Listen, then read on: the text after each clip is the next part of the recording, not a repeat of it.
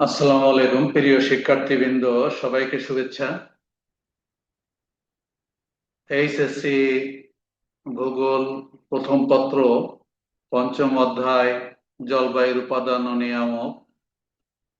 আলোচ্য বিষয় হচ্ছে পৃথিবীর চাপ বলয় সমূহ। পৃথিবীর চাপ বলয় সম্পর্কে ইতিপূর্বে আমি আরো দুইটা ক্লাস নিয়েছি। আজকে আমার তৃতীয় ক্লাস। ইতিপূর্বের যে ক্লাসটা ছিল সেটা হচ্ছে নিরক্ষীয় নিম্ন চাপ বলয় সম্পর্কে। আজকে আমার আলোচ্য বিষয় হবে উপক্রান্তীয় উচ্চচাপ বলয়। উপক্রান্তীয় উচ্চচাপ বলয়, এখানে আমরা উপক্রান্ত উচ্চাপ বলয় কি তা শিখবো। উপক্রান্ত উচ্চাপ বলয় সৃষ্টির কারণ সম্পর্কে জানবো। এখানে অশ্ব অক্ষাংশ কি সেটা জানবো। মরুভূমির সৃষ্টি হয় কেন এই অঞ্চলে সেটা জানবো। তারপরে এখানে ক্রান্তীয় শান্ত বলয় কেন সৃষ্টি হয়েছে সেটাও আমরা এখানে আজকে আলোচনা করব। আলোচনায় আছি আমি, মোহাম্মদ আকবর আলী স্যার। সবাইকে শুভেচ্ছা জানিয়েই আমি ক্লাসটা শুরু করতে যাচ্ছি।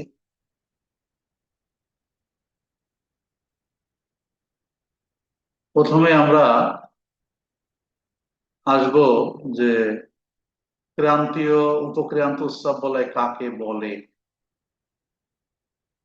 উপক্রান্তীয় উৎসব বলয় কাকে বলে আমরা ইতিপূর্বে যে ক্লাসটা নিয়েছিলাম সেটাতে উচ্চচাপ এবং নিম্নচাপ কি সেটা সম্পর্কে বিস্তারিত আলোচনা আছে আমার পূর্ববর্তী ক্লাসগুলোতে। এখন আমাদের আজকে যে গত ক্লাসে আমরা এই যে নিরক্ষীয় নিম্নচাপ বলয়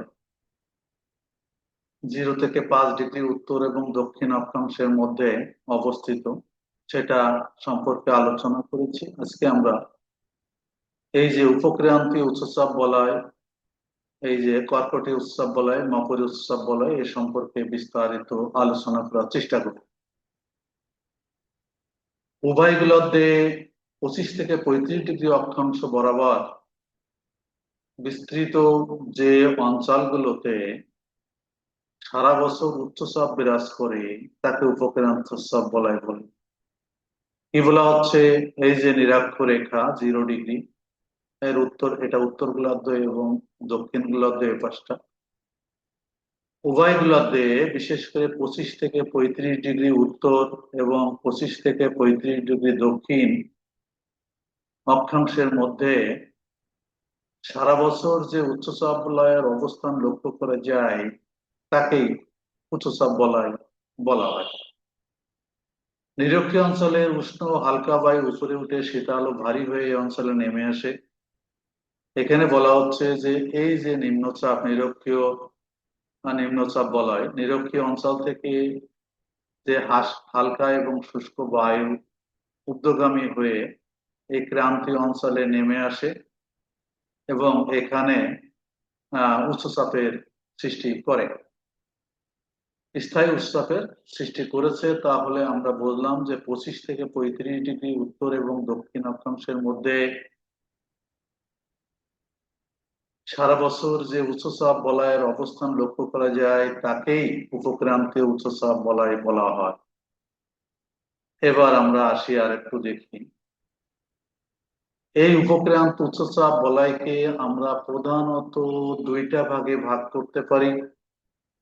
একটা হচ্ছে কর্কটীয় উচ্চচাপ বলয়, এটা কর্কটীয় উচ্চচাপ বলয়, আর একটা হচ্ছে মকর ক্রান্তীয় উচ্চচাপ বলয়। যেহেতু উভয়গুলোতে বলা হয়েছে, একটা কর্কটীয় উচ্চচাপ বলয়, একটা উপক্রান্তীয়, একটা হচ্ছে মকর ক্রান্তীয় উচ্চচাপ বলয়। উত্তর গোলার্ধে 25 থেকে 35 ডিগ্রি অক্ষাংশের মধ্যে যে উচ্চচাপ বলয়ের অবস্থান লক্ষ্য করা যায় সেটা হচ্ছে কর্কটীয় উচ্চচাপ বলয়। আর দক্ষিণ গোলার্ধে 25 থেকে 35 ডিগ্রি অক্ষাংশের মধ্যে যে উচ্চচাপ বলয় দেখা যায় সেটা হচ্ছে মকরক্রান্ত উচ্চচাপ বলয়। এটা এখানে যে উচ্চচাপ সৃষ্টি হয়েছে, এই উচ্চচাপ সৃষ্টির পিছনে কিছু কারণ রয়েছে। সৃষ্টির কারণ এবং বৈশিষ্ট্য বায়ুর নিম্নগমন। প্রথমে কথা বলা হচ্ছে বায়ুর নিম্নগমন। নিরক্ষীয় অঞ্চল থেকে আসা উষ্ণ ও আর্দ্র বায়ু উপরে শীতল ও ভারী হয়। এই বায়ু এবং মেরু অঞ্চল থেকে আসা শীতল বায়ু উভয়ই 25 থেকে 35 ডিগ্রি অক্ষাংশ কক্ষপথ মকরী অঞ্চলে নিচে নেমে আসে, এর ফলে এখানে বায়ুর চাপ খুব বেড়ে যায়। কি বলা হচ্ছে, এই যে নিরক্ষীয় অঞ্চলে যে বায়ু, যে অয়ন বায়ু, এটা ঊর্ধ্বগামী হচ্ছে, ঊর্ধ্বগামী হয়ে এই উপরে উঠে যাচ্ছে, উপরে উঠে যে এখানে উষ্ণ বায়ু হালকা শীতল হচ্ছে এবং জলীয় বাষ্পহীন হয়ে এই অঞ্চলে নেমে পড়ছে। আবার দেখা যায় যে উত্তর মেরু এবং উত্তর গোলার্ধ এবং দক্ষিণ গোলার্ধ থেকে, উত্তর মেরু এবং দক্ষিণ মেরু অঞ্চল থেকে যে শীতল বায়ুটা আসছে, সেই শীতল বায়ু এখানে নেমে আসছে, এখান থেকে এসে এই এই বায়ুটা এখানে নেমে যাচ্ছে।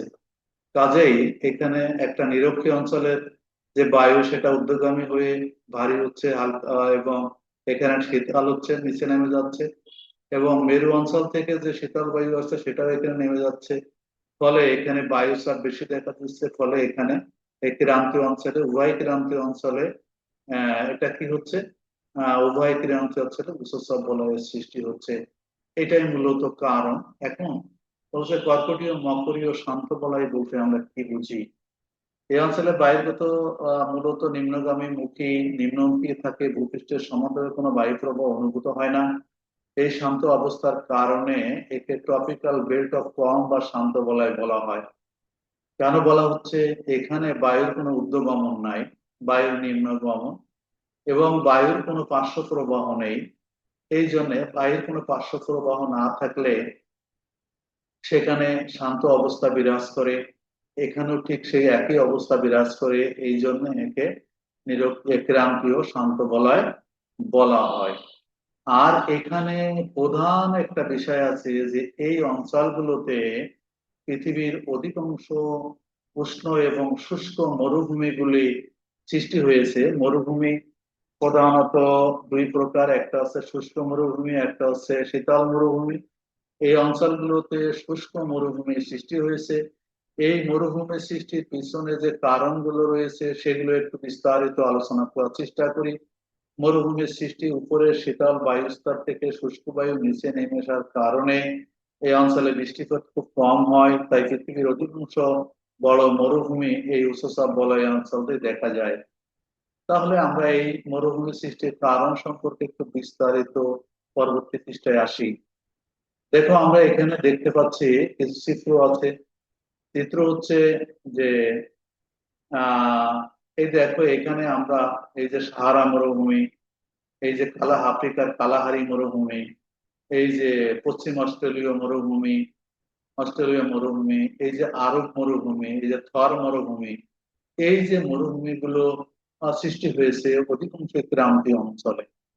এই ক্রান্তীয় অঞ্চলে এই যে মরুভূমিগুলো সৃষ্টি হলো, এই মরুভূমিগুলো সৃষ্টির পিছনে যে কারণগুলো আছে সেগুলো আমরা একটু আলোচনায় আসি। এখানে আমরা অধিকাংশ এই মরুভূমিগুলো মহাদেশগুলোর পশ্চিম প্রান্তে সৃষ্টি হয়েছে।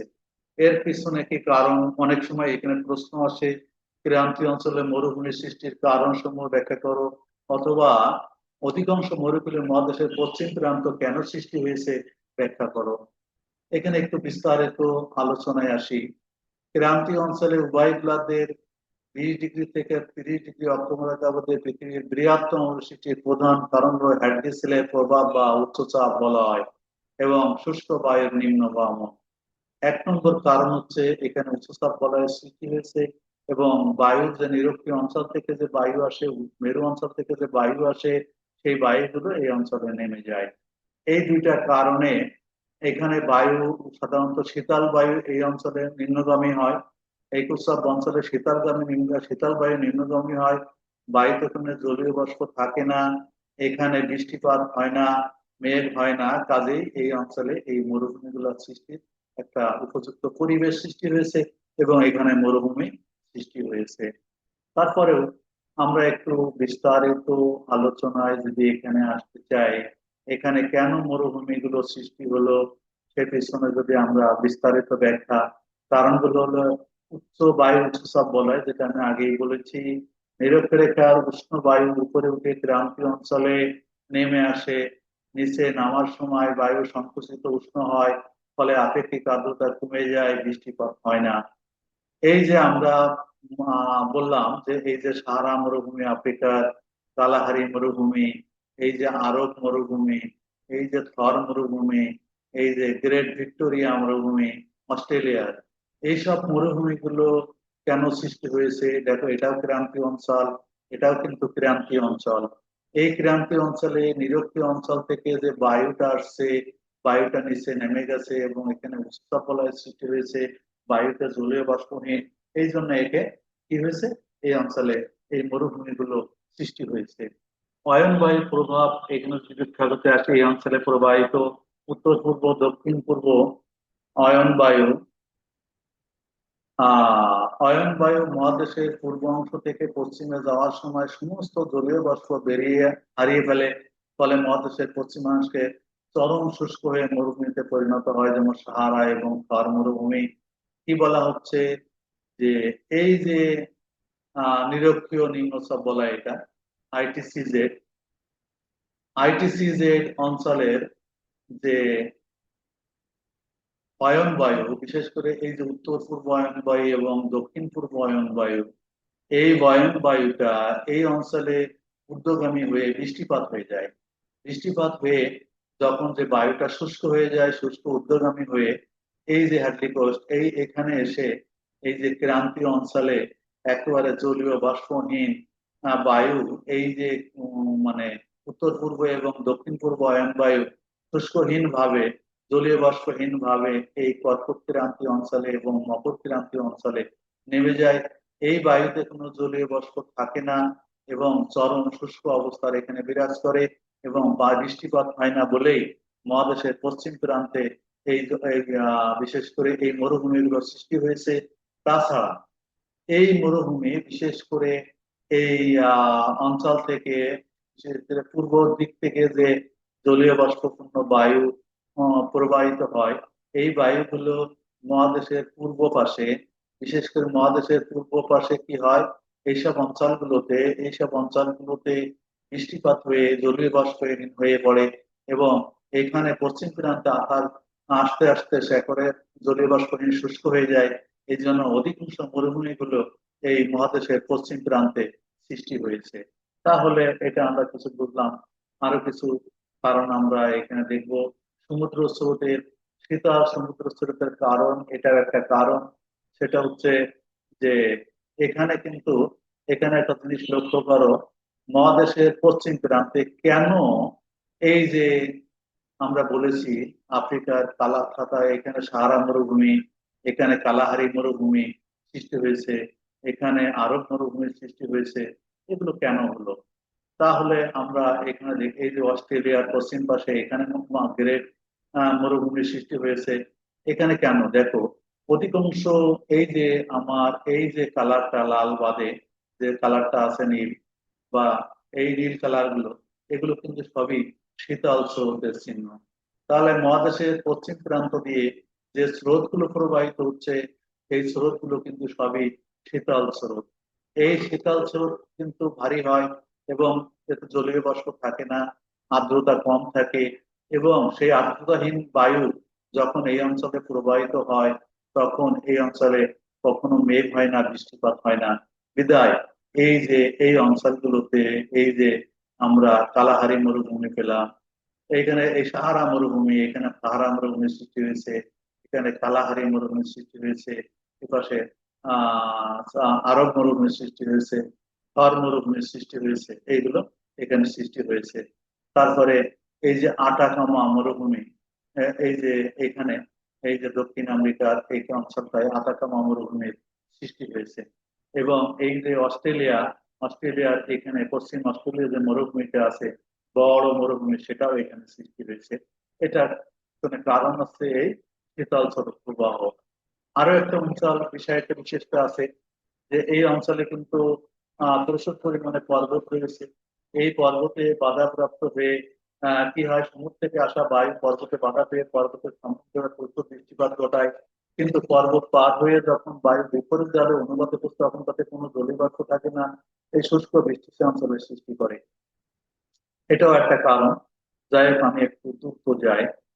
এবার আমরা আরেকটা জিনিস নিয়ে আলোচনা করব, সেটা হচ্ছে অশ্ব অক্ষাংশ। অশ্ব অক্ষাংশটা কি, সেটা আমরা আলোচনা করব। অশ্ব অক্ষাংশ, এটা বিস্তারিত আলোচনায় করব। অশ্ব অক্ষাংশ উত্তর ও দক্ষিণ গোলার্ধের 25 থেকে দ্বিতীয় অক্ষাংশের মধ্যে অঞ্চল। এই অঞ্চলের মূল বৈশিষ্ট্যগুলো নিচে দেখা হলো। এই যে অঞ্চলগুলো, এই যে 25 থেকে 35 ডিগ্রি উত্তর অক্ষ, এটা অশ্ব অক্ষাংশ কেন বলা হলো? এটা, এটার কারণ হচ্ছে অশ্ব উত্তর গোলার্ধে শরৎক্রান্তির রেখা নিকটবর্তী অঞ্চলে কর্কট উৎসব বলয়ে অবস্থিত। বায়ু প্রবাহিত, এখানে বাতাস উপর থেকে নিচের দিকে নামে। সমান্তরালে কোনো শক্তিশালী বায়ু প্রবাহ দেখা যায় না। শান্ত অবস্থা, বায়ু প্রবাহ না থাকে এখানে। ধরেন শান্ত স্তরে কর্কটীয় শান্ত বলয় এখানে বিরাজ করে।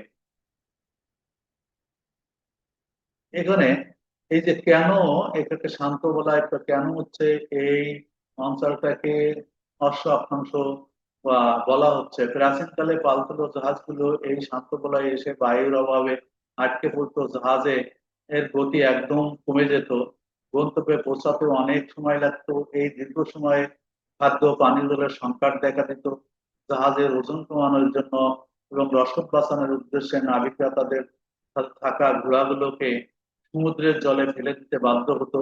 এই ঐতিহাসিক ঘটনার পরিপ্রেক্ষিতে আটলান্টিক মহাসাগরের উপর বিস্তৃত এই বিশেষ অক্ষাংশটিকে অক্ষাংশ বলা হয়, হর্স ল্যাটিটিউড বলা হয়।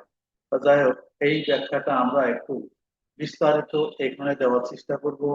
এই ছবিটা আমার কালেক্টেড, সবগুলোই সংগৃহীত। যাই হোক, অশ্ব অক্ষাংশ তো আমরা বলেছি, অশ্ব মানে ঘোড়া, এখানে ঘোড়া ফেলে দিত, এই জন্য এখানে অশ্ব অক্ষাংশ নাম হয়েছে। ভৌগোলিক পরিচয় এবং উৎপত্তি কিভাবে হলো?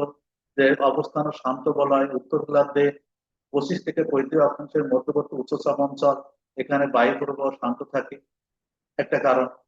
বায়ুর নিম্নগামী সঞ্চালন, উষ্ণ বায়ু শীতল হয়ে নিচে নামায়, এখানে ভূপৃষ্ঠের সমান্তরালে কোনো বায়ু প্রবাহিত হয় না, শান্ত বলয়ে অবস্থান করে, এটা অক্ষাংশ। উচ্চচাপ বলয় সৃষ্টি, নিরক্ষীয় মেরু অঞ্চলের বায়ু সংমিশ্রণে এই ক্রান্তীয় অঞ্চলে উচ্চচাপের সৃষ্টি হয়, এটা। নামকরণের ঐতিহাসিক পটভূমি কি? 16 শতকের পালতোলা জাহাজ গতিহীন শান্ত বলয়ে এসে গোড়াভর্তি জাহাজগুলোকে বাণিজ্য তরীগুলি মাঝ সমুদ্রে আটকা পড়তো। অশ্ব আকাঙ্ক্ষা নামের উৎসটা কি? পানীয় জলের সংকট ও জাহাজের ওজন কমাতে জীবন্ত ঘোড়া সমুদ্রে ফেলে দেওয়া হতো। নাবিকদের সংকট, আমেরিকার পৌঁছাতে দেরি হওয়ার বাধ্য হয়ে নাবিকরা এই চরম সিদ্ধান্ত গ্রহণ করতেন। এই জন্যেই এই অক্ষাংশটাকে অশ্ব অক্ষাংশ বলা হয়। যাই হোক, এরপরে আর সহজ করে বলা যাবে না, বিস্তারিত এখানে চিত্র সহ ব্যাখ্যা দেওয়া আছে। যাই হোক, এই ছবিটা আমার খুব ভালো লেগেছে, এবং এই ছবিটা যদি একটু অনুকরণ করতে পারো তাহলে এগুলো লিখতে পারবে। সবাইকে অসংখ্য ধন্যবাদ জানিয়ে আজকের মতো এখানে শেষ করছি। আল্লাহ হাফেজ।